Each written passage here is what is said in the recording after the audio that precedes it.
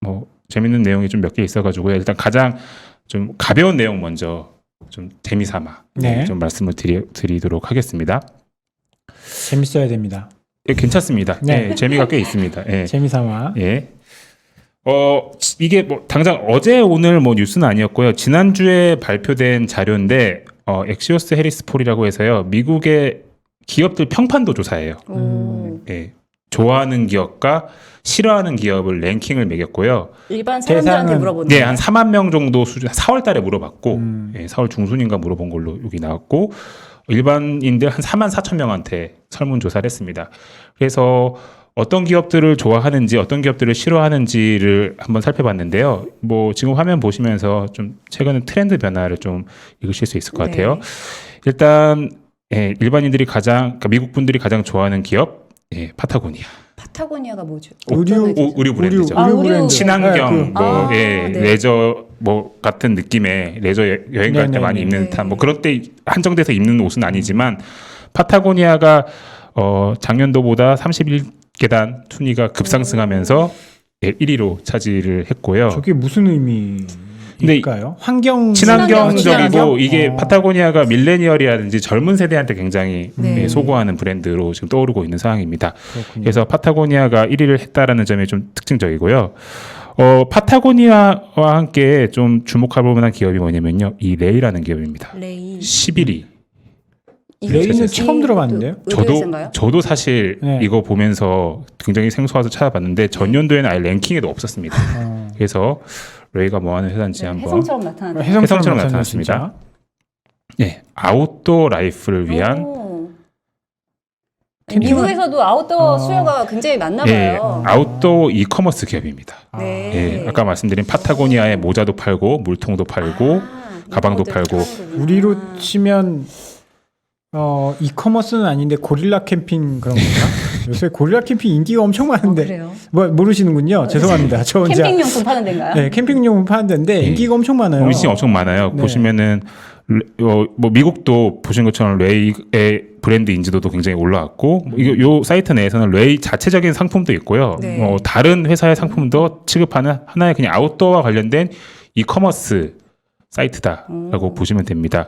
그냥 얼뜻 생각했을 때는 뭐 애플, 테슬라 이런 거 나올 줄 알았는데 그러니까요. 전혀 예상하지 못한 네, 11위까지 네. 올라온 거죠. 이게 기업들이. 무엇을 의미하냐면요. 지금 미국 시장에서 캠핑, 레저, 야외 레저 활동 이런 활동들이 굉장히 빠르게 좀 빠른 상승폭을 그리면서 늘어나고 있다라는. 제가 아까 거죠. 어떤 종목을 얘기했죠? 여기 뭐 떠오르는 거 없나요? 원형 영업무역, 영업무역. 영업무역, 자전거, 영원 네. 영원 영업무역, 맞습니다. 자전거 네, 맞아요. 매출이 엄청 늘어났잖아요. 그러니까요. 그- 노스페이스 그렇죠? 이런 것도 좀 연관지어서 생각해 볼 수 있을 것 같네요. 예, 그래서 작년에 코로나가 막 터졌을 때도 사람들이 야외로 나가고 싶어하는 니즈들이 굉장히 많았잖아요. 근데 그걸 꾹꾹 참다가 겨우겨우 나간 데가 이제 캠핑. 이제 사람이 한적한 데에서 이제 야외 활동을 즐기는 그런 케이스들이 많았고 이게 코로나가 끝났음에도 불구하고 상당수의 사람들이 여전히 이런 야외 뭐 캠핑이라든지 뭐 RV 카를 탄다든지 뭐 이런 RV를 한다든지 이런 야외 활동, 레저 활동을 즐기려고 하는 인구가 굉장히 이제 늘어나고 있는 추세다라고 보시면 될 것 한번 같습니다. 시작하면은 빠져드는 거예요. 한번 해보면 재밌거든요. 네. 이제 시작은 안 해서 그렇지. 한번 해보면 뭐 코로나 때문에 뭐 다른 게 변하더라도 네. 계속 하게 맞아요. 될 수 있는 한번 거죠. 유입이 되면 빠져나가기 힘든 것 같아요. 이런 레저 맞습니다. 용품들은. 그래서 이 수요가 엄청나게 커졌고 이게 사실 코로나 이전에도 RV 그 카라든지 뭐 이런 캠핑이라든지 이쪽 수요가 코로나 이전에도 슬슬 올라올 기미가 있었어요. 근데 그게 왜 그랬냐면요. 미국 내에서 아시아인들의 캠핑 수요가 늘어나기 시작했었습니다. 몇 년 전부터. 왜 하필 아시안이죠? 그러니까 왜 경제력이 올라오면서 원래 네. 캠핑이라는 거는 백인들의 약간 전유물 같은 게 있었어요. 아주 전통적인 사고 방식으로 보면은요. 근데 유색 인종들이 캠핑이라든지 캠핑뿐만 아니라 다양한 이제 소비재 분야에서 유색 인종들의 활동, 뭐 구매 비중이 올라가면서 그 관련 회사가 뭐 기업 가치가 성장하는 그런 케이스가 많았는데 이 캠핑, RV 이런 영역도 이런 인구 구조의 변화 속에서도 성장했었던 그런 배경이 있었다고 이해하시면 될 것 같습니다. 네. 그래서 전 세계적으로 캠핑이 다 괜찮습니다. 예. 그래서 저는 내일 캠핑을 갑니다. 네. 와, 어디로 가세요? 올 따라오려고요. 저는 원주로 인사하고 갑니다. 예? 원주로 갑니다. 원주. 네, 원주. 원주. 예. 좋으시겠어요. 쓸데없는 얘기였고요. 네. 계속해서 볼까요? 예. 네. 뭐 또 순위 보면은 또 재밌는 기업이 있는데요. 모더나, 모더나는 이해할 수 있어요. 네. 왜냐면 백신을 만들어줬으니까. 화이자. 네. 화이자. 근데 전년도를 한번 보시면요. 네. 순위가 없었습니다. 아, 화이자 그쵸. 전년도 하위권이었습니다. 하위권. 예, 네. 이게 무엇을 의미하냐면요. 미국에서 제약사라고 하면은 대형 제약사라고 하면 악덕 기업 이미지가 굉장히 강했었어요. 그동안. 너무 약이 비싸니까. 약가를 일부러 막 올리기도 하고 뭔가 안 팔아도 되는 약을 막 그쵸. 파란 이야기를 예, 못 팔고. 막, 그쵸. 예, 뭔가 좀 음모론적으로 막 이렇게 접근한 부분도 많았는데 이번 백신 공급을 통해서 이미지가 너무 많이 개선이 된 것 같아요. 그래서 이런 대형 제약사들의 이미지 개선이 많이 됐다라는 부분도 좀 재밌게 보실 수 있을 것 같고요. 또 여기 보시면은 스페이스X, 테슬라, 테슬라 어디 있죠? 근데 웃긴 게 네, 혼다가 테슬라보다 위에 있네요. 그러네요. 이거 저도 약간 사실 미스터리로서 지금 계속적으로 보고 있었는데 연례단계나 일본 차 기업들이 혼다라든지 스바루가 그러니까 상위권- 도요타도 아니고. 예, 상위권에 있고 저희 김영배 그 위원이 미국에서 오래 살았잖아요. 네. 그래서 제가 막 추궁해가지고 막 이유를 내와라 막 제가 오늘 추궁했는데 닥달했구나. 예, 막 뭐 특정 모델 같은 경우는 인기가 굉장히 많다. 이게 라고 한 번 사면 오래 쓴다고 하더라고요. 하더라고요. 예, 예. 그렇죠. 뭐 이미지도 나쁘지도 네. 않고 의외로 일본차 이미지가 그래서 혹시 지금 시청자분들 중에서 아시는 분 계시면은 좀 댓글로 이유를 댓글로 좀 달아주시면 남겨주십시오. 미국에 예. 오래 예, 계셨던 분이나 예. 미국에 계신 분은 왜 저런지 소통하는 한번 방송을 추구하도록 하겠습니다. 네. 예, 그래서 뭐 대형 제약사들이 상위로 올라온 게 특징적이고요. 네. 쭉 좀 한번 보실까요?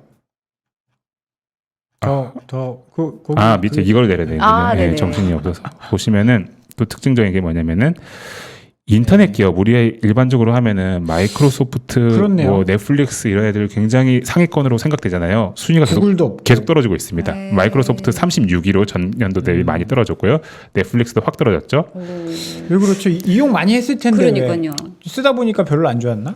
뭔가 이미지적으로는 좀 과거만큼은 안 좋은 것 같긴 합니다. 이게 4월달에 조사한 거긴 해서 뭐 최근에 뭐 빌 게이츠 사태 이런 게 반영은 전혀 안 됐을 것 같은데 뭐 전반적으로 인터넷 기업들의 순위가 좀 내려갔다라는 부분도 좀 재밌고요. 뭐 넷플릭스 같은 거는 그런 것도 있지 않을까요? 이제 많이 쓰다 보니까 불만도 또 생기고. 맞습니다. 그렇죠. 뭐 계속 보다 예전엔 재밌는 게 많았었는데 너무 많이 보니까 이제 볼 것도 없고. 네. 뭐 그런 것들이 요금 좀 정책도 막 바꾸려는 듯 맞아요. 뭐 그런 모습도 보였고요. 구글은 60등이네요. 예, 와. 의외로 이런 빅테크, 뭐 빅브라더라고 음모론적으로 좀 알려져 있는 이런 기업들에 대해서 나이키도 의외로 좀 낮죠. 그렇네요. 이 인식도 조사에서 상에서는요, 낮고요. 스타벅스도 좀 낮죠, 의외로. 그러면 마지막으로 좀 살펴볼 기업은요, 어떤 기업들이 굉장히 평판이 안 좋나? 네, 그거 재밌네요. 예, 네. 알려드리겠습니다. 예, 틱톡, 트위터, 페이스북, SNS 기업들은 다 들어가 있습니다. 예, 특히 페이스북이 굉장히 안 좋습니다. 왜 그렇죠? 이거는 항상 안 좋았습니다. 아. 페이스북은 트래픽은 상당히 안 좋았었는데, 트래픽은 엄청 많은 기업이 네, 전 세계 네. 인구의 3분의 1이 들어가 있는 기업이기 때문에 그럼에도 불구하고 마크 저커버그라고는 CEO도 미국에서 이미지가 굉장히 안 좋습니다. 젊은 층들이 별로 안 좋아합니다. 네. 왜요? 바람 폈나?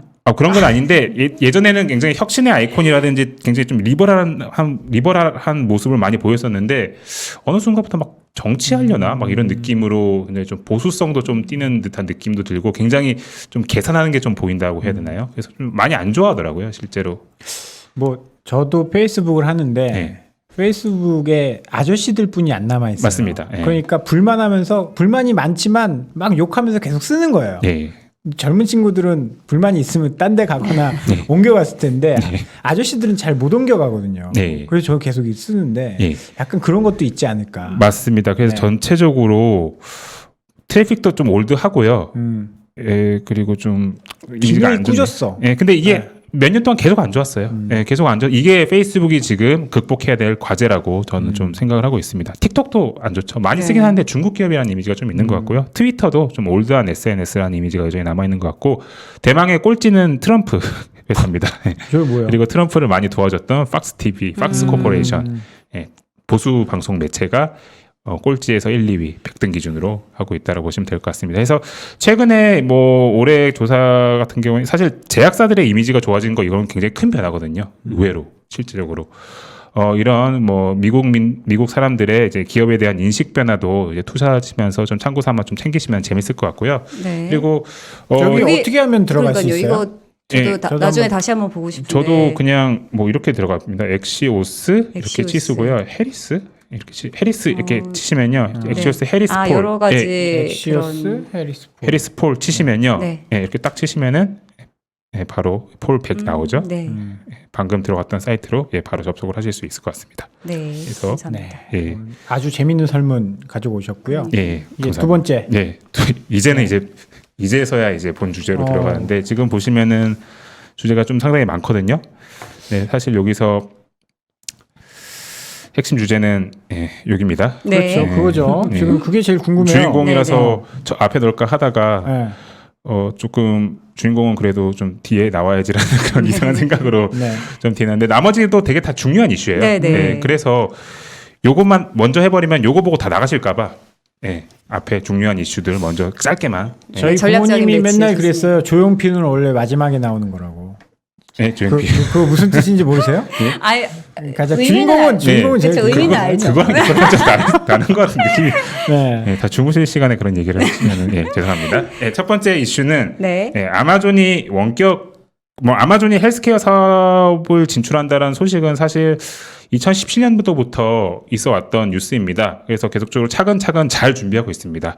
근데 올해 나름 컨슈머 단, 그러니까 B2C 단에서 의미 있는 하나의 이제 진전이 조만간 있을 것 같고요. 그게 바로 보시는 것처럼 원격 진단 기기 사업을 진단 기기. 조만간 할 것 같다라는 소식이 어제 전해졌습니다. 원격 진단 기기는 뭐예요? 그러니까 말이 좀 어려운데요. 네. 그냥 코로나 테스터 기기라고 보시면 될 것 같아요. 진단 키트는 진단 이제 키트죠, 뭐 진단 키트. 시젠 같은 우리나라가 잘하는데 진단 그걸- 키트입니다. 이거 집에서 할 수 있는 그런 집에서 할 수 있는 거예요. 오. 원격이니까 이제 집에서 할 수 있는 거죠. 굳이 병원 안 가더라도 이거를 빠르면 다음 달부터 실제로 출시를 한다고 합니다. 아마존에서. 이제 본격적으로 헬스케어 영역에 이제 컨슈머 단, 이제 B2C 쪽에 진출을 한다는 소식이고요. 첫 번째는 가정용으로 코로나 테스터 진단 키트를 출시할 가능성이 높다. 언제? 다음 달 프라임 데이를 전후해서. 오. 프라임 데이가 아마 6월 달로 작년에는 좀 늦었는데 올해는 6월 달에 할 걸로 지금 예정이 되어 있는데 프라임 데이를 전후해서 진출을 이걸 출시할 것 같고요. 네. 뭐 이런 거겠죠. 뭐 근데 이렇게 뭐 필요하는 방식인지는 모르겠는데 어쨌든 이제 미국민들도 이제 집에서 코로나 진단을 할 수 있는 그런 상황이고 추후에 나가서요 호흡기 질환 그리고 성병을 집에서 테스트할 수 있는 그런 진단 키트를 이제 사업화하겠다라고 지금 내부자의 이제 그런 에서 들은 내용을 이제 비즈니스 인사이더라고 하는 언론사가 이제 보도를 어제 했습니다. 그래서 아마존이 뭐 몇 년 전부터 계속적으로 헬스케어 산업을 막 노려보고 있다, 뭐 준비하고 있다라고 이야기가 나왔는데 올해가 실제적으로 발을 내딛는 이제 원년이 될 가능성이 높다라는 점. 그래서 아마존의 기업 가치에서는 추후에는 이제 헬스케어 쪽의 기업 밸류가 추가될 것 같다라는 게 제 생각입니다. 생각보다 속도가 빠를 수도 있습니다. 우주 사업도 하고. 특히 근데 헬스케어 사업이 워낙 전방 시장이 크고요. 의외로 아마존이 여기서 욕심을 엄청 내고 있어요. 이런 원격 진단기기도 준비를 하고 있지만 뭐 예를 들어서 뭐 PBM이라고 이제 미국만이 가지고 있는 그런 보험사들이 어떤 식으로 약 제약 리스트를 짜는지에 대한 그런 그 약을 관리하는 그런 단체가 있거든요. 그런 단체들이 하고 있는 사업도 아마존이 추후에 뺏으려고 뭐 이거는 시간이 있으면 나중에 한번 아마존 헬스케어도 한번 말씀드려보도록 하겠습니다. 하고 있고 이런 뭐 진단 키트 말고도요. 뭐 의약품 배송 뭐 이런 거 다 지금 아마존이 다 하고 있고 준비를 하고 있는 상황입니다. 그래서 굉장히 좀 큰 일보라고 보고 있고 이거 간단하게 그냥 정리드리면요. 아마존이 헬스케어 산업에서 하려고 하는 거는 되게 심플합니다. 아마존은 모든 영역에서 뭐 커머스라든지 뭐 클라우드 컴퓨팅이라든지 모든 영역에서 그 산업의 비효율을 다 없애버리면서 성장해왔던 기업이거든요. 근데 미국의 헬스케어 산업은 여전히 비효율이 엄청 많은 거고요. 그 비효율을 자기들의 뭐 AI 컴퓨팅 파워를 통해서 다 없애겠다라는 게 궁극적인 목적입니다. 하여튼 좀 뭐 굉장히 시사점이 큰 뉴스라서 간단히 짚어드렸고요. 예, 두 번째 뉴스 이거 어제 제가 방송에서도 말씀을 드렸는데 어제 방송에서 제가 미국의 하드디스크 드라이브 기업 SSD 기업인 웨스턴 디지털과 시게이트 주가가 급등을 했다는 말씀드렸는데 네네. 지난 미국 시장에서도 또 급등을 했습니다. 오. 예, 그래서 이틀 사이에 이렇게 올랐죠. 예, 15% 정도씩 오른 것 같아요. 그러니까 15% 정도씩 이틀 사이에 이게 왜 올랐냐라고 말씀드리면은 두 분은 뭐 어제 방송 안 보셨으면 네, 저는 처음 들었을 안 것 봤어요. 같은데 좀 보셨으면 좋겠다는 생각. 저는 다 보고 왔습니다. 예, 감사합니다. 네. 예, 저는 10시에 잠들어서 신데렐라입니다. 예. 제 방도 볼 수 있을 것 같아서 됐는데 아닙니다. 예, 치아코인이라는 게 지금 뜨고 있어요. 네, 암호화폐 네. 뭐 시장에서. 코인 너무 많아요. 네. 도지코인도 있고 뭐 진돗개도 있고 치아 코인은 또 뭐예요? 네, 일론 머스크가 지난주 말 경쯤에서 비트코인에 대해서 부정적으로 뭐 코멘트를 많이 했죠. 그게 전기 환경을 많이 쓴다. 파괴하기 맞아요. 때문에다라고 했는데 이 치아코인은 이 치아코인을 만든 개발자들이 자칭 이야기하기로 친환경 코인입니다. 아, 네. 이것도 ESG예요? 예, ESG고 코인을 채굴 마이닝하는 게 아니고요, 파밍하는 겁니다. 파밍. 예. 키운다. 차이가 뭐예요? 키운다고 합니다. 식물처럼 키우는 겁니다. 아, 그래요? 예, 농장에 농장처럼. 재배하는 것처럼. 예. 그래서 그러면 이산화탄소 발생하지 않나? 그런 농장이 뭐 그건 좀 광합성 때 산소를 뿜지 않나요? 아, 그래요? 이산화탄소를 아, 마시고. 그렇구나. 아, 예. 맞다, 맞다. 맞아, 맞다. 맞아. 아, 예. 예. 그렇네요, 맞네요. 아, 이 문과생이고. 네, 내일 캠핑을 뭐 이산화탄소 마시러 가시는 건 아닐 텐데. 예, 어쨌든 코인을 재배하는 그러니까 코인을 재배하는 그런 새로운 네. 암호화폐라고 인정받는데 뭐 자세한 내용은 어제 방송 좀 참고하시면 좋을 것 같은데요. 어제 방송을 보십시오. 네, 그렇죠. 자세하네요. 오늘 좀 할 다시 얘기가 보기 많기 됩니다. 때문에 네. 간단하게 구조 아주 짧게 설명드리면요. 뭐 암호화폐는 GPU가 막 어려운 연산을 막 적극적으로 달려들어가지고 뭐 해시함수 이런 거 막 먼저 푼 사람한테 코인을 막 던져주는 거잖아요. 코인 받는 구조인데 이거는 그건 아니고요. 평화롭게 파일 하나를 만들어 놓고 플롯 파일이라고 하는 플롯이라고 하는 파일 하나 만들어 놓고 이거를 자기 컴퓨터나 자기 그 IT 디바이스에 저장을 해 놓습니다. 네. 그건 저장을 해 놓으면은 알아서 추첨이 돼서 코인이 생깁니다. 뭔가 듣기만 해도 약간 한숨이 나고. 네, 당첨이 아. 되는 겁니다. 그래서 뭐 자세한 기술적인 얘기보다는 그러면은 추첨을 하기 때문에 코인을 받을 확률이 어떻게 되면 코인을 받을 확률이 높아질까요? 오랫동안? 오랫동안 그리고 그 플로 파일이라고 하는 거를 많이 보유하고 있으면은 확률이 높아지겠죠. 네네. 확률적으로. 그래서 이 치아코인의 핵심은 이 플로 파일을 많이 만들고 그 만들어진 플로 파일을 하드디스크 드라이브에 많이 가지고 많이 있는 저장을 거구나. 해놓으면은 아. 장땡입니다. 그래서 하드디스크 드라이브의 수요가 지금 폭증하고 있다. 특히 아니 중국 쪽에서 그러면 이제 컴퓨터 어떻게 사요? 뭐 이렇게 비트코인 때문에 메모리 카드 못 사, 네. 치아코인 때문에 하드나 SSD 못 사. 그러니까요. 그러면 뭘 컴퓨터 어떻게 네, 사요? 지금 이게? 못 사고 있고 저희 직원 중에 한 명이 어제 굉장히 재밌는 이야기를 했는데 농담 삼아서 이런 얘기를 하더라고요. 자기는 암호화폐 시장이 좀 어떻게 됐으면 좋겠다는 거예요. 야. 그래서 뭐 되게 심오한 뜻이 있는지 알고 왜 그래 물어봤더니 자기가 컴퓨터를 못 산다고. 야. 벌써 아니, 근데 다 오르고 있구나. 자기가 게임을 하고 싶은데 네. 컴퓨터를 못 산다고. 근데 네. PC에 하드나 SSD 많이 심어 그거 하면 전기 많이 먹는 거 아니에요? 맞아요. 그래서 그쵸. 이게 많이 먹고. 자칭 친환경 코인인데 실제로 친환경이 아닙니다. 네. 하드디스크 많이 돌려야 돼. 전원 계속 네. 해놓고 돌려놔야 되는 거예요. 네. 그래서 이쪽에서도 공해가 많이 파밍에서도 실제로 공해가 많이 생기고요. 이거 이 플로 파일을 만든다고 말씀드렸잖아요. 네. 이 플로 파일을 진짜 제대로 한번 만들어 보려고 하면요, SSD를 기반으로 만들어야 되거든요. 네. 여기서는 SSD 내에 내에서 플로 파일을 만드는 작업을 해야 되는데, 요거 만들면은 SSD 한 달밖에 못 쓴다고 합니다. 아이고야. 버려야 된답니다. 한 달. 그것도 폐기물이 나오는 거 폐기물이죠. 아니에요, 그렇죠? 예, 계속적으로 새로운 SSD가 또 막 만들어져야 되는 거고. 그래서 이거 친환경 아니라고 보는 게 맞을 것 같습니다. 그래서 다들 뭐 이런 이슈가 최근에 있는데 이런 이슈 때문에 지금 뭐 다시 말씀드리면 SSD랑 HDD가 지금 사재기가 다시 일어날 듯한 분위기가 나오고 있는 거예요. 반도체 쇼티지가 여기서도 일어난다라는 참나. 그런 일이 벌어지고 있습니다. 참 코인은 어디로 튈지 모르는. 예, 그래서 지금 이 치아코인 같은 경우는 5월 초에 시장에서 거래가 되기 시작해서 지금 쭉 변동성이 굉장히 크게 나타나고 있는데 네. 만약에 이 코인 가격이 또 이렇게 막 튀어버리잖아요. 그러면은 사실 여기가 또 요 시장에 또 엄청나게 난리가 날 수도 있습니다. 그렇겠네요. 네, SSD. 그래서 국내 IT 특히 삼성전자나 이런 업체들 입장에서는 뭐 낸드 비중도 꽤 되고 하다 보니까 이 어제도 말씀드렸지만 이 암호화폐가 우리가 좀 뭐 이게 맞느니 이게 틀리느니 이게 뭐 사기니 이런 이야기 많은데 네. 산업단에서는 영향을 확실히 미치고 있습니다. 그래서 뭐 좀 주목해 보시고 어제도 똑같은 현상이 일어나서 다시 한번 좀 말씀드렸고요. 네.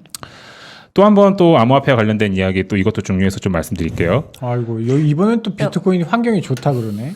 예. 아니 저거 아무것도 아닌데 왜 오히려 환경이 좋을 리는 뭐가 있어요? 그거를 이제 반박을 했습니다. 일론 머스크가 전력 너무 많이 쓴다. 네. 이거 채굴함에 따라서 이거 환경 파괴되고 있다라고 네. 이야기를 하면서 우리 비트코인 결제 이제 안 하겠다라고 했죠. 네. 테슬라에서. 근데 그 얘기를 듣고 원래 일론 머스크의 뭐 가장 가까운 우군과 같은 아크 광팬 아닙니까? 광팬이죠. 지금 네. 여전히 광팬이기도 합니다. 네. 아크가 네. 반박을 했습니다. 오호, 네. 어디 감히? 비트코인은 환경에 오히려 좋다라는 약간 좀 저로서는 좀 이해가 안 가는 내용이고요. 좋을 것까지야. 사실 제가 요 암호화폐와 이 환경 전문가까지는 아니기 때문에 네. 제가 예전에 이 방송을 봤더니 댓글에서 그 환경과 관련된 논쟁을 굉장히 많이 심도 있는 논쟁을 많이 하시더라고요. 그래서 네. 오늘 혹시 이제 제 이 설명을 들으시고 좀 의견이나 제가 좀 잘못된 부분이 있으시면은 댓글을 올려주십시오. 네, 댓글 올려주시면은 같이 공부하면은 저는 네. 굉장히 좋을 것 같습니다. 네. 일단 들어는 보죠. 네, 왜 들어보죠. 좋다고 하는지. 이게 뭔지 모르겠어요. 이게 일단 뉴스 기사들을 한번 봤더니 왜 비트코인이 왜 친환경적인 암호화폐가 될 수 있느냐? 첫 번째 이유가 이거였습니다. 비트코인 많이 캐면은 전력 많이 쓰잖아요. 네. 그럼 전력 사업자들 돈 많이 벌잖아요. 네. 그럼 그 돈 가지고 전력 사업자들 친환경 투자한다. 네, 약간 아, 기본적으로 좀 여기서부터 네. 좀 저는 아. 이게 뭐지? 라는 느낌이 좀 예. 들긴 했습니다. 이거 반박을 해야 되는데 잠깐. 네, 이제 그리고 생각을 좀 해볼게요. 두 번째 이거는 이 갤럭시 디지털이라고 하는 회사에서 내놓은 뭐 자료인데 이것도 제가 풀 아티클을 못 봤는데 일단 기사에서 나온 내용을 보면은요 연간 전력 소모량을 비교해봤대요. 비트코인 네트워크에서 쓰는 연간 전력 소모량이 이 정도 되고요. 전체 은행 시스템에서 쓰는 양이 이 정도라고 합니다. 그래서 은행보다 비트코인 전력 소모량이 작어 이런 얘기를 하는 겁니다. 근데 근데 은행 전체랑 그러니까 비교 따지기엔 대상이 좀 약간 이상한 거죠. 예. 그래서 이것도 좀 뭔가 좀 이상해서 뭔가 논리가 뭐지라는 느낌이 저는 좀 개인적으로 들었고요. 그러네요. 지금까지의 자료를 봤을 때. 그리고 그래서 혹시 몰라서 제가 아크에서 낸 이 화이트페이퍼 보고서에 하이라이트를 한번 제가 쭉 한번 뽑아봤는데요. 요것도 한번 좀 보시면은 좀 재밌는 것 같아요. 여기서 한 요 첫 번째 내용과 이 두 번째 내용과 이 네 번째 내용 위주로 좀 말씀드릴게요. 아크에서 이야기한 겁니다. 비트코인이 왜 환경에 좋을 수 있는지 얘기를 한 겁니다. 이거 좀 지우겠습니다. 네. 이거 좀 한번 쭉 미리 한번 읽어보시면 좋을 것 같은데, 요 솔라와 윈드는 의외로 전 세계에서 가장 코스트가 작은 전 세계에서 가장 효율적으로 발전시킬 수 있는 전력 소스다. 태양광과 풍력이. 라는 이야기를 하면서 의외로 이런 전력을 활용해서 비트코인을 많이 생산을 하면은 비트코인은 문제 없다. 뭐 이런 논리를 갖다 붙이고 있는 거예요.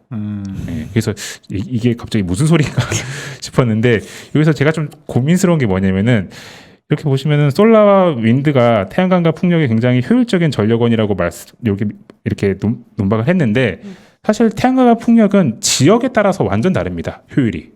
그래서 굉장히 유리한 지역에서 효율을 재보면은 뭐 석탄 못지않게 효율적인 에너지원이라고 볼 수 있는데 이런 좀 극단적인 예시를 들어와서 이런 에너지원을 비트코인 채굴할 때 많이 쓸 수 있기 때문에 비트코인이 환경에 좋다. 뭐 이런 얘기를 하는 것도 조금 너무 오버스럽지 않나라고 생각을 하고 있고요. 약간 관종인 것 같아요. 네?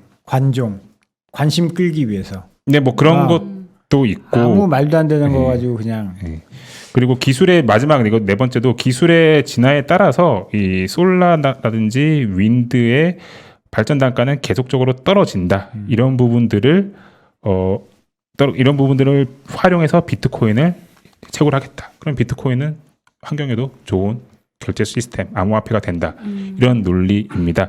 그래서 이거를 보고 저희도 좀 내부적으로 좀 고민을 했는데 그냥 이 아크나 이 비트코인에 대해서 좀 굉장히 신뢰도를 높게 갖고 계신 분들은 일단 비트코인은 무조건 써야 되는 컨셉적인 화폐, 자산으로 일단 만들어 놓고 이제 거기다가 좀 논리를 좀 갖다 붙이는 그런 느낌. 지금의 비트코인이 발생시키는 그런 오염 물질이라든지 그런 공해들을 좀 현실을 조금 외면하는 느낌이 아닌가라는 저 개인적인 생각을 좀 가져봤습니다. 뭐 미래 친환경 발전 이런 것들이 대세가 되면 이제 비트코인이 환경 오염을 안 할 수 있겠지만 그걸 활용해서 안 할 수도 있지만 비트코인 그런데 때문에 지금 뭐가 좋아진다는 건 그러니까 아니죠. 환경이 예. 좋아지는 건 전혀 없고 예. 전력 사업자의 수익성이 높아져서 신재생 에너지 투자를 많이 한다. 그러면 뭐 도둑이 많아져서 그렇죠. 그 뭐 이상한 경찰이 예. 돈을 번다는 이런 이상한 논리로 될 수 이상한 있는. 논리가 돼버리는 거죠. 그래서 예. 뭐 비트코인 채굴 하시는 분들이 다 생각이 없으셔서 그 뭐 중국의 전력이 굉장히 싼 그런 막 지역에 막 들어가셔가지고 채굴 하시는 건 아닐 거 아니에요. 채산성이 거기가 굉장히 나오기 때문에 그런 데로 가시는 건데 공해가 좀 많이 나오는 석탄을 많이 때우는. 그래서 좀 논리가 이 부분에 있어서는 좀 오버하지 않았나라는 개인적인 생각을 가집니다. 저는 솔직히 개인적으로 제가 이 방송에서 말씀드리지만 저는 암호화폐 생태계에 대해서는 되게 긍정적으로 저는 개인적으로 생각을 하고 있고 재밌게 이 생태계를 보고 있어서 비트코인 자체에 대해서는 좀 긍정적으로 보는데 저 솔직히 말씀드려서 네. 근데 이 내용은 약간 좀 저는 좀 오버스러웠다라고 좀 생각하고 있습니다. 그렇군요. 예, 혹시 지금 보고 계시는 분들 중에서 좀 제가 못 짚은 내용이나 제가 좀 틀린 뭐 내용이 있으시면은 한번 좀 올려주시면은 너무 좋을 것 같습니다. 네.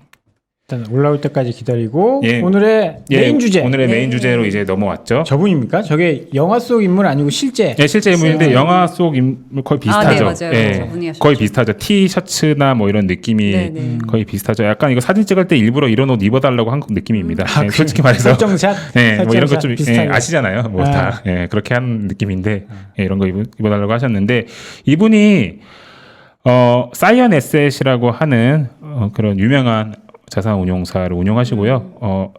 어제 13매프라고 해서 주요 그 펀드들 운용사들이 어떤 종목들을 들고 있는지 쫙 나옵니다. 이제 뭐 사이언 에셋 말고도 어제 다 나왔습니다. 뭐 다 공개가 돼가지고 뭐 타이거 글로벌이라든지 다 공개돼서 굉장히 화제가 됐었는데 단연 이 사이언 에셋이 테슬라를 6천억 원어치 규모로 공매도를 했다라는 이슈가 됐었고요. 굉장히 나름의 이 사이언 에셋에 보유하고 있는 AUM 대비 보유 자산 운용 자금 대비해서 굉장히 큰 규모, 39%에 가까운 규모가 이 테슬라 공매도에 이제 집중돼 있다라고 보시면 될 것 같아요. 저건 공모 펀드는 아닌가 봐요. 그러면 한 종목을 예, 40% 정도. 네, 공모는 공매도 아니고요. 정도면 예. 그래서 80만 주 정도 39%가 있죠. 그래서 저분도 비랑처럼 자기 돈인가? 자기 돈. 그건 아닐 겁니다. 그건 예, 영화도 보시면은 그 막 영화 매니저였죠? 내용 네. 보시면은 막 중간에 엄청 막 항의도 엄청 막 받고 하시잖아요. 펀드 환매 중단해 버리고. 항매 중단해 버리고 막 전화 끊어 버리고 네. 한국에서는 못 합니다. 한국에서는 못 합니다. 한국에서는 못 하는데 하여튼 이런 분인데 그러면은 그 테슬라를 얼마만큼 규모로 매도를 했는지 그리고 어떠한 다른 종목들에 대해서 투자를 하고 있는지를 먼저 살펴볼게요. 테슬라 풋, 풋을 산 겁니다. 네. 숏포지션을 잡은 거고요. 80만 주 말씀드렸죠. 전체의 39% 압도적으로 규모가 크죠. 다른 거에 대비해서 네. 압도적으로 크죠. 그리고 이분이 또 풋을 한 게 숏을 치신 게 뭐냐면요.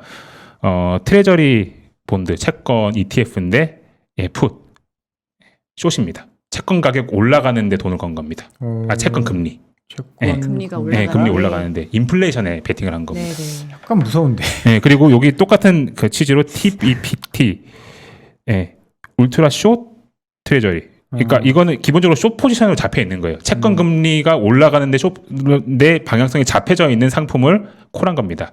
네. 인플레이션 플레이를 하고 있는 거예요, 이분은. 그래서 대표적인 인플레이션이 올 것이다. 올 것이다. 네. 성장주라 2월부터 경고를 했거든요. 이분이 네네. 마이클 버리가. 2월부터. 2월부터 이거 인플레이션 온다. 지금 너무 말이 안 된다. 그래서 보시면 또 숏 잡고 있는 게 러셀 2000 크로스. 러셀 중소, 그러니까 스몰캡 중에서 그로스 스탁. 비싼 애들. 숏을 잡고 있습니다. 성장주. 그래서 기본적으로 큰 틀에서 다 인플레이션 베팅이고요. 일부 뭐 알파벳이나 페이스북 같은 IT 기업들이 있긴 하지만 이 기업들이 어떤 특성이 있냐면요. IT 업종에서 가장 밸류에이션이 낮습니다. 거의 낮은 편에 속합니다. 가장 안정적인 회사가 이런 빅테크 기업이거든요. 그래서 전반적으로 기술주 성장주에 숏을 치고 있는 거다. 그리고 그 대장인 테슬라에 과감하게 40% 가까이 숏을 치고 있다라고 보시면 될 것 같습니다. 나머지 기업들도 한번 쭉 보시면은 그런 기업들이 거의 대부분인 것 같아요. 뭐 이런 CVS, 뭐 보험사라든지 뭐 약국 체인, 뭐 여기 보시면은 센츄리링크 부동산 관련 업체, 나머지 거의 대부분 그런 기업들입니다. 옥시덴탈 에너지 기업들 있죠. 그래서 이런 기업들의 이런 스타일을 가지고 이제 지금 플레이를 하고 계신데 이분의 투자 철학이라든지 종목 선정의 원칙을 보면은 이 사람이 왜 이런 플레이를 했는지를 좀 명확하게 좀 아실 수 있을 것 같아요. 네. 이분은 안전 마진을 굉장히 소중하게 생각을 하고 있습니다. 안전 마진. 네, 이게 사실 저도 뭐 금융권에 그래도 나름 오래 있었다라고 생각하는데 이 용어가 뭐 좀 많이들 달리 해석을 하기도 하고 하는데 뭐 간단하게 얘기를 하면요, 그냥 굉장히 안정적인 기업들 있잖아요. 네. 실적 따박따박 나오고 캐시플로우 잘 나오고 뭐 경기가 좀 변동을 하더라도 그럼에도 불구하고 뭔가 돈이 계속적으로 기업 안으로 흘러 들어오는, 그러니까 단순히 기대감으로 막 기업 가치가 성장하는 그런 기업이 아닌 그런 기업들, 내재 가치가 확실한 기업들이라고 해야 되나요? 좀 어려운 말로. 마치 어떤 기업처럼 어떤 예를 들어서 예를 들어서 뭐 코카콜라 같은 기업이 코카콜라. 있죠. 대표적으로 가장 많이 예전부터 뭐 워런 버핏이 들었던 기업. 코카콜라는 경기가 뭐 좀 어려워진다 하더라도 많이 사 먹고 그만큼 돈이 들어오잖아요. 네. 그래서 이런 안전 마진이 있는 기업들을 굉장히 추구를 하고요. 이런 안전 마진이 있는 기업이 어떤 회사가 있는지를 굉장히 철저한 바텀업 펀더멘탈 리서치를 합니다. 매크로적으로 접근하기도 하겠지만 굉장히 기업을 면밀히 보는 스타일이기도 합니다. 그리고 이러한 굉장히 안전마진이 있는 기업들이, 이 안전마진이 커진다는 건 뭐냐면요, 내재 가치는 이만큼 있는 기업인데 주가가 이 내재 가치보다 떨어지면은 네. 이 안전마진이 커진 거라고 보면 되거든요. 간단하게 얘기해서. 그러니까 나의 가치는 요건데 나의 가치가 이것보다 비싸게 시장에서 거래되면은 이건 맞아. 비싸다 그런 네. 거고, 나의 가치가 이 정도인데 이것보다 시장에서 싸게 거래되면은 이만큼 안전마진이 있다. 뭐 네. 이런 얘기를 할 수도 있을 것 같아요. 그렇게 시장 가치 대비해서 굉장히 좋은 기업인데 떨어져 있는 기업들, 레어버드들을 좋아한다라고 보시면 될 것 같습니다. 그런 기업들을 일부러 찾아냅니다. 아, 그런 기업들이 레어버드라고. 예, 찾아냅니다. 그래서 대표적으로 회사는 굉장히 펀더멘탈하게 좋고 경쟁력이 있는데 순간 좀 망가져 있는 기업들, 어차피 좋아질 애들, 예, 좋아지면 주가 다시 회복할 애들, 혹은 시장에 관심이 굉장히 적고 소외받고 있는 업종에서도 따박따박 돈 잘 벌고 캐시플로우 좋은 그런 가치주들을 굉장히 좋아하는, 예, 제가 찾고 싶은 기업이. 예, 맞습니다. 예, 이런 투자하고 기업들, 싶은 기업이네요. 예, 저도 를 굉장히 좋아하시는 이런 기업들만 철저하게 분석을 파시는 하셔서. 기업입니다. 그래서 이따 말씀드리겠지만 요 특성과 테슬라는 정반대죠. 상극입니다. 예, 그래서 테슬라를 굉장히 기본적으로 싫어하시는 수밖에 없는 그런 투자 철학을 가지고 계셨다고 보시면 될 것 같고요. 가치 투자자구만. 완전 가치 투자자입니다. 네. 그러니까 약간 빅숏에서 막 뭐 되게 좀 자유롭고 좀 뭔가 혁신적인 막 그런 느낌이 나잖아요. 좀. 네네네. 근데 실제로 투자 스타일은 굉장히 가치 투자자입니다. 지금은 뭐 가치 투자자가 버틸 수 있는 시장은, 그러니까 얼마 전까지는 예, 아니었으니까. 아니었는데 아. 예, 지금은 재미를 보고 계신 거죠. 그래서 지금 이 그림이 이렇게 뭐 간단하게 이게 마진 오브 세이프티 써 있죠. 이렇게 밸류가 비싼 애들은 너 들어오지 마. 난 너희들 안 살 거, 통과시키지 않을 거야. 이게 마이클 버리 씨의 종목 선정 원칙이라고 보시면 될 것 같습니다. 네. 그래서 제가 이거 보면은 제가 좀 전에 보여드렸던 거는 이번에 화제가 됐었던 1분기 말 3월 31일 기준에 사이언 에셋의 보유 종목이었고요. 네. 예, 쭉 그냥 보여드릴게요. 4분기 말, 12월 말이죠. 9월 말, 6월 말, 1월 말, 이들이 어떤 종목들을 가지고 있었는지에 대해서 아주 짧게 좀 말씀을 드리도록 하겠습니다. 괜찮나요? 시간이? 네, 네, 네, 네. 네. 가보죠. 네, 가보시죠. 짧게 좀 말씀드리고요. 이 마이클 버리가 어떤 식으로 좀 움직였는지를 보시는 것도 좀 흥미로워서 설명을 좀 드릴게요. 네, 마이클 버리가 이게 13F라고 해서 과연 얼마만큼의 종목을 사이언 에셋에서 투자를 하고 있었는지를 보여주는 그림인데, 요게 이 각 시점이라고 보시면 될 것 같아요. 이게 제가 좀 전에 보여드렸던 게 이거였죠. 가장 3분기 말에 1분기 말에 네. 마이클 버리가 갖고 있었던 그런 보유하고 있는 종목들 보시다시피 테슬라가 있죠. 이렇듯이 이거는 리스트인데 올해 1분기 말, 작년 4분기 말, 3분기 말, 2분기 말, 1분기 말에 마이클 베리가 각각 그 자기 펀드에 몇 개의 종목을 갖고 있었는지를 나타내는 수치입니다. 보시면은 마이클 베리가 2009년도에 좀 숏을 그때 리만 때 숏으로 크게 먹고 네. 한동안 커머디티에 관심이 굉장히 많았었어요. 물 막 있잖아요. 뭐 영화 끝에서도 물 투자 많이 하겠다 네. 했잖아요. 커머디티에 관심을 가지다가 작년 들어서 갑자기 주식 비중을 막 늘리기 시작을 합니다. 이게 왜 그럴까요? 원자재 가격이 올라서? 아닙니다. 주가가 폭락을 해서. 아, 자기가 보기에는 굉장히 좋은 기업들이 코로나 때문에 주가가 많이 떨어졌다는 거죠. 네. 그러니까 결국 펀더멘탈이나 안전마진이 충분히 있는 애들인데 그들이 코로나 영향 때문에 주가가 떨어졌기 때문에 이때부터는 사야 된다라고 해서 대단하네. 네. 예, 작년 한 2분기부터 본격적으로 주가를 막 이게 종목을 늘리기 시작을 했습니다. 네. 그러면 어떤 종목을 늘렸는지에 대해서 그냥 간단하게 좀 소개를 드리면요. 예. 제가 아까 보여드렸던 거의 비슷한 종목들입니다. 네. 예, 안전마진이 있는 네. 예, 어찌 보면은 국내 투자자들 입장에서는 좀 재미없는 종목이다라고 보시면 될 것 같아요. 뭐 알파벳, CBSLS, 뭐 게임스탑은 좀 이따 말씀드릴 건데 게임스탑도 사실 굉장히 좀 많이 망가져 있었던 회사였죠. 네. 이런 회사 좋아했었고요. 뭐 파이자, 골드만삭스, 페이스북, 디스커버리, 유니티 이거는 IT 네트워크 인프라 사업자. 뭐 이런 쭉 보시면은 작년 4분기에도 그렇고 예, 작년 3분기에도 그렇고 특별히 우리가 굉장히 인기가 있었던 성장 기술주들은 거의 투자를 안 하고 있고요. 항상 안전마진이 있는 가치주 영역에서만 주로 놀았던 회사가 예, 잭인더박스 같이 좀 망가진 회사. 예, 이 회사도 좀 망가졌던 회사거든요. 그 음식 사고가 있어서 아. 예, 이런 회사들에만 주로 좀 투자를 하는 성향을 보이셨습니다. 그래서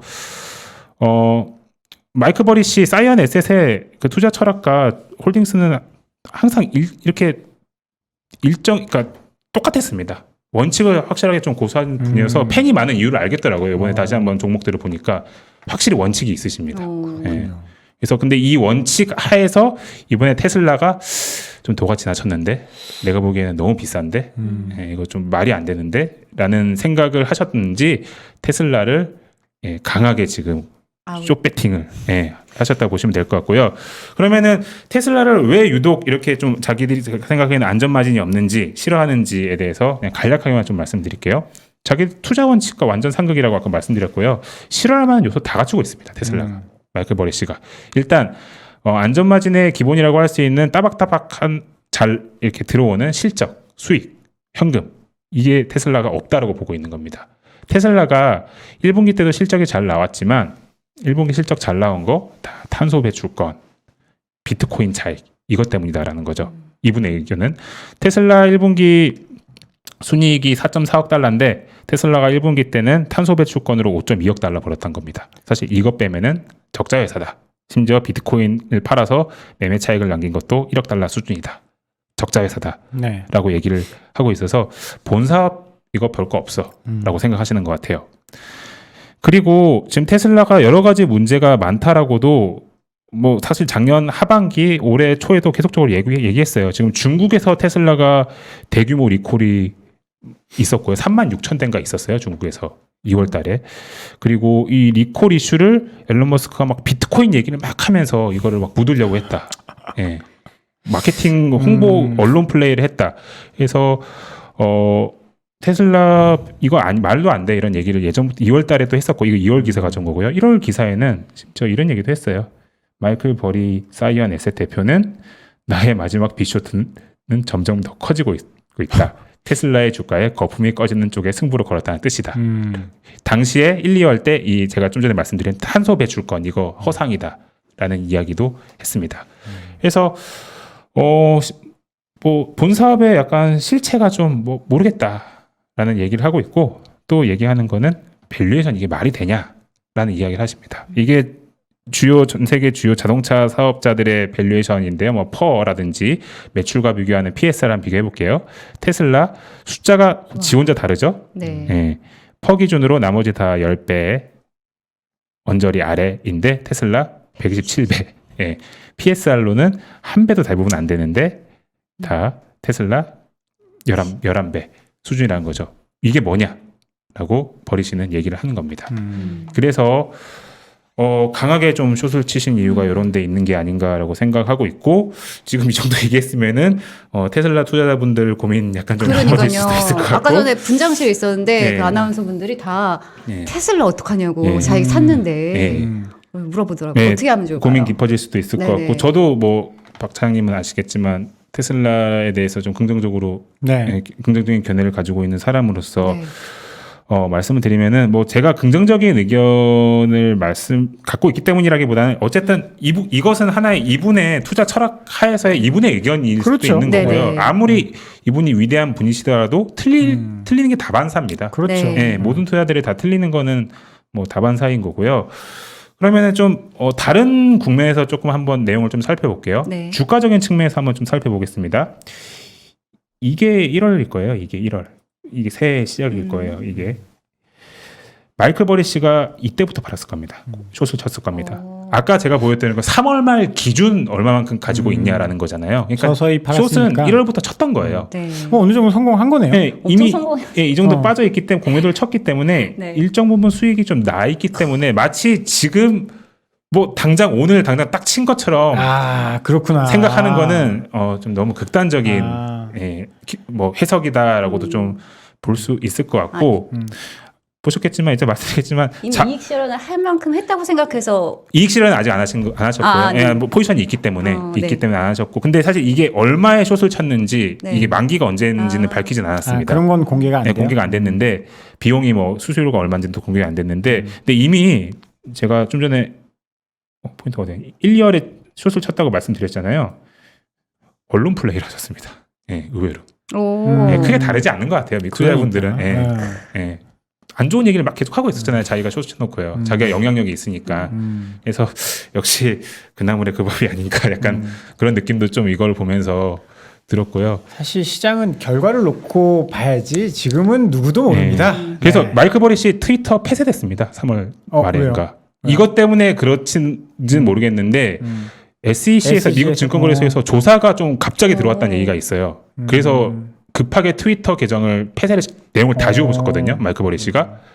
아니 근데 왜 게임스탑 때문에 뭐 이거 지운 거 아니야라고 생각하시는 분도 게임스탑도 좀 많이 들고 계셔가지고 근데 게임스탑 그때 포지션이 없었습니다. 3월 달에는 테슬라 이때 약간 이런 좀 언론 플레이를 숏을 쳐놓고 했기 때문에 좀 뭐 견제가 들어오지 않았냐라고 하는 의심받을 만하네요. 네, 의심받을 만한 그런 액션을 하셨던 것 같고요.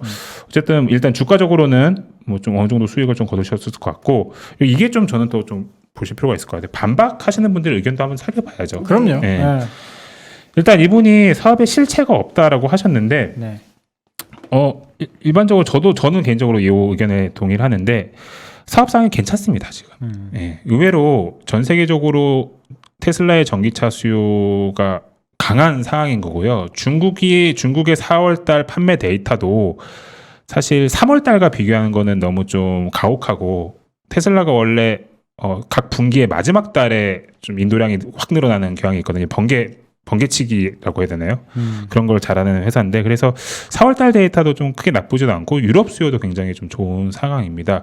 그리고 올해 인도량이 작년에 한 50만 대에서 올해 계속적으로 추정치가 좀 올라갈 기미가 보이거든요. 80만 대 막 이런 식으로 올라가는 기미가 보이기 때문에 사업상은 우리 뭐 비트코인이나 이런 이슈에 가리고 뭐 좀 보이콧 운동이 막 있고 뭐 그런 뭐 자극적인 뉴스가 많아서 그렇지 실제 사업상은 괜찮은 거 아닌가라는 게 저의 좀 개인적인 생각이기도 하고요. 그리고 테슬라는 사실 이쪽에 좀 저는 좀 주목을 해보실 필요가 있을 것 같아요. 전기차 같은 경우에는 뭐 다른 경쟁업체들도 생겨나서 좀 걱정일 수도 있지만 태양광이라든지 자율주행이라든지 반도체 기술의 가치 등 전기차 이외의 영역에서도 좀 가치 평가가 필요한 기업이 테슬라임에 분명한 것 같습니다. 네. 이걸 단순하게 얘기를 좀 밸류에이션적인 측면에서 아주 짧게만 얘기를 드리면요. 테슬라가 제가 예전에 테슬라는 전 세계에서 반도체 설계를 제일 잘하는 기업 중에 하나입니다. 네, 테슬라는 전 세계적에서 소프트웨어의 구조를 제일 잘 짜는 기업, 어떠한 소프트웨어 기업보다 그 소프트웨어, 특히 뭐 자율주행 영역에 지금 한정되어 있지만 제일 능력이 있는 회사 중에 하나입니다. 그러면 테슬라가 반도체 기업으로서 소프트웨어 기업으로서의 가치 평가도 저는 어느 정도 필요하다라고 생각하고 있거든요. 만약에 테슬라가 자기들이 쓰고 있는 그 자율주행 칩의 그런 아키텍처나 소프트웨어를 외부에 판다. 그리고 그 사업 부분이 어느 정도 독립적으로 가치 평가를 받는다라고 하면은 PER이나 뭐 PSR 이런 거는 굉장히 또 높게 받을 수 있는 그런 측면도 있기 때문에 지금은 뭐 기술성장주들이 너무 비싸고 좀 시장의 분위기가 어려워 보이지만 이런 미래 기술이라든지 역사적으로 봤을 때 아마존이 성장한 배경, 알파벳, 뭐 수많은 애플, 수많은 그런 기업들이 IT 기업들이 성장하는 그런 흐름들을 봤을 때 이런 두 부분, 중요한 부분도 좀 놓치지는 말아야 된다라고 하는 게 또 다른 의견인 거고요.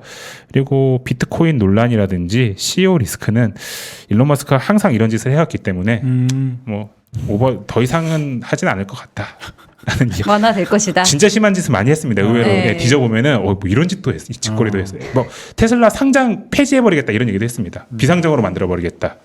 그렇죠. 비트코인가 비싸다, 이더리움가 비싸다 이런 트위터도 많이 날렸고요. 네.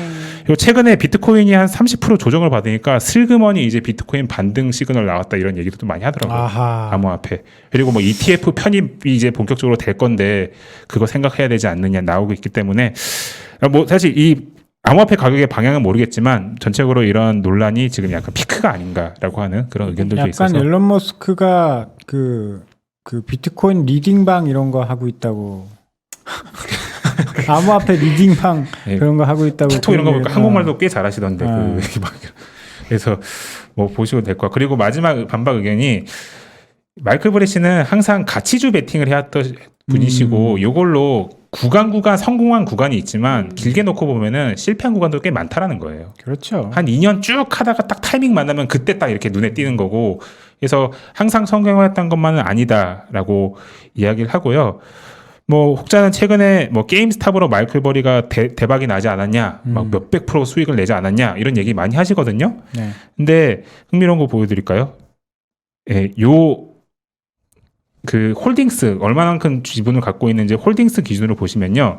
작년 12월 말 기준, 이게 작년 12월 말 기준입니다. 12월 제가 왜 12월을 쓰고 있는지 2020년 모르겠는데, 12월 말. 예, 12월 말 기준 게임스탑 보유 주식 빵입니다.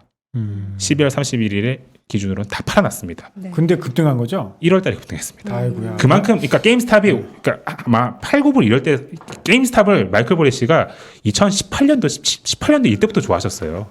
갑자기 좋아하신 게 아니에요. 아주 예전부터 좋아하셨던 기업을 꾸준히 2년 정도 들고 계시다가 그래도 수익을 꽤 냈는데 막상 엄청난 그 급등과는 사실 못 먹었다고 보시면 돼요. 이 기준으로 보면은. 갑자기 떠오르는 뭐 사람이 하나 있긴 한데 네. 말은 안 하겠습니다. 네. 예.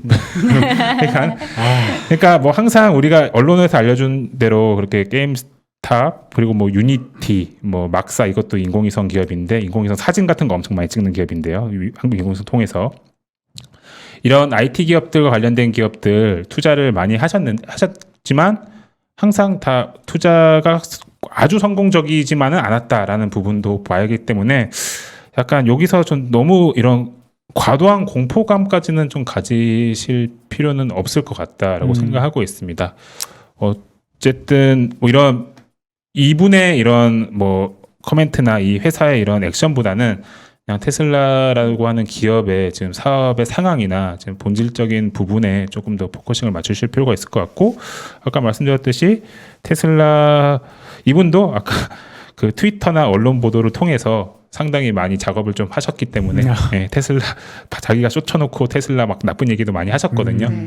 그래서 뭐 정말 다 약간 그렇고 다 그런 거 아닌가라는 느낌이 빅쇼트 영화를 봐도 네. 굉장히 그 예고한 것보다 훨씬 늦게 터지잖아요. 맞습니다. 예, 그렇죠. 예. 그런 걸 보면은 뭐 당장에 뭐 네. 테슬라를 뭐 어떻게 뭐가 그쵸. 변할 예, 거라는 예. 그런 느낌은 안 드네요. 좀 길게도 좀 보실 필요가 네네. 있을 것 같고 그럼 뭐 이런 부분들도 보셔야 되는 거죠. 미래 기술이나 테슬라가 뭐 하반기에 뭐 AI 데이나 뭐 이런 뭐 새로운 기술적인 부분을 또 제시할 거기 때문에 아니 그런 뭐 고장난 시계도 하루에 2번은 맞을 수 있는 거거든요. 예. 그 인간은 누구 다 죽는 거고 예. 장기적으로 봤을 예. 때 뭐 저렇게 숏 해놓고 뭐 20년, 30년, 50년, 100년 기다리면 할 수도 있는 건데 네. 뭐 어떻게 보면 그 영화라는 그것 때문에 너무 빅숏이라는 영화 때문에 네. 너무 좀 과대 포장되어 있지 않나. 과대 포장되어 있지 맞습니다. 않나. 그런 네. 생각도 좀 들고요. 이분 그래도 뭐 그럼에도 불구하고 이분이 원칙을 잘 지키시면서 자기가 먹어야 되는 뭐 최근에 2, 3월, 4월 뭐 이런 먹어야 되는 구간에서는 따박따박 잘 이렇게 수익을 내시는 분이기 때문에 그런 부분에 있어서도 저는 굉장히 좀 훌륭한 투자자분인 것 같다라는 느낌도 저 개인적으로 좀 받았습니다. 네. 네. 그리고 여기 화면 보시고 이게 자료실에서 제 PPT 자료 보시면요. 그냥 네네. 이게 그냥 나가서 한번 보여드릴게요. 여기 보시면은 예, 여기 보시면은 예, 링크 달아놨거든요. 이 네. 링크 네. 들어가시면 아까 보셨던 화면이 나올 겁니다. 예, 그래서 그러면 거기에서 그 예, 가지고 네네. 있는 보유 종목을 볼 네, 수 있다는 이걸 거죠. 분기 단위로 이렇게 쫙 이렇게 네. 편하게 나열을 해놨거든요. 이게 굳이 이 뭐 사이언 이외에 다양한 헤지 펀드들이 뭘 가지고 있는지를 네. 이 핀테리라고 하는 이런 사이트를 통해서 쉽게 보실 수 있기 때문에 네. 예, 이 부분도 참고하시면은 좋을 것 같습니다. 네. 저희 그 더보기란에 네. 그 게시판에 바로가기 들어가시면 인포맥스 게시판에서 요 자료 다운받아서 보실 수 있으니까요. 참고하시면 좋을 것 네. 같습니다. 그리고 네, 마지막 내용이 하나 있는데 네네. 뭐 시간 관계상 이거는 다음 시간에 아, 지금 11시가 넘었어요. 네, 아, 이거 너무 재밌게 듣다 보니까 네. 아, 벌써 시간 가는 줄 네. 몰랐네요. 그냥 짧게 한 30초만 네네. 하겠습니다. 예. 네. 막 그냥 하는 게. 예. 이건 좀 뭐 내용이 좀 다른데 지금 미국에서 천연가스 가격이 많이 오르고 있거든요. 한때 갑자기 급등했었잖아요. 예. 겨울에. 추워지면 급등합니다. 아, 그래. 아, 예, 그랬어요. 난방 많이 뜨기 때문에 예. 생각보다 추워지면 급등합니다. 예. 근데 지금은 왜 이렇게 뛰는? 더워져서요. 더워져서? 에어컨 에어컨 틀어져서? 때문에. 에어컨 예, 때문에. 예, 더워져서요. 근데 재밌는 게 지금 원자재 가격이 약간 조정을 다 받고 있잖아요. 전반적으로. 네네. 근데 천연가스는 약간 조정 안 받고 계속 올라가고 있고 이 이유 중에 하나가 좀 더워져서 사람들이 또 외부로 많이 나오고 에어컨을 많이 틀다 보니까 천연가스를 통해서 에어컨을 돌리는 부분도 많기 때문에 천연가스 가격이 오르는 것도 있고 그래서 핫해요. 나름 관련 천연가스 채굴 기업들 주가가 어제만 해도 한 8%, 9%, 10%씩 올랐어요. 네. 예, 그래서 좀 핫하고 네. 천연가스 같은 경우에는 어쨌든 지금 유가가 올라가고 있지만 중장기적으로는 리그 수라고 해야 되나요? 오일 리그들이 계속적으로 줄어들기 때문에 공급은 상대적으로 계속적으로 압박을 받을 거예요. 그래서 공급이 좀 압박을 받는 속에서 이런 수요에 따라서 가격이 상승하기도 하고 제가 좀 구조적으로 썼던 이런 얘기를 좀 한 이유는 뭐냐면요. 천연가스는 수소와 좀 떼놓을 수는 없습니다. 예, 회색 수소 할 때 쓸 가능성이 굉장히 높습니다. 네네네.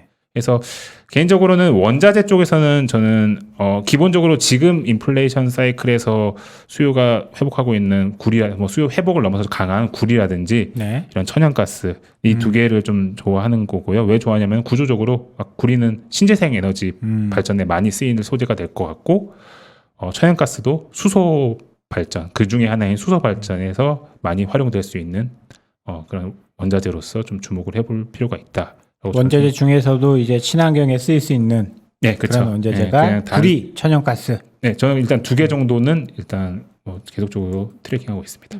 예. 그렇군요. 이상입니다.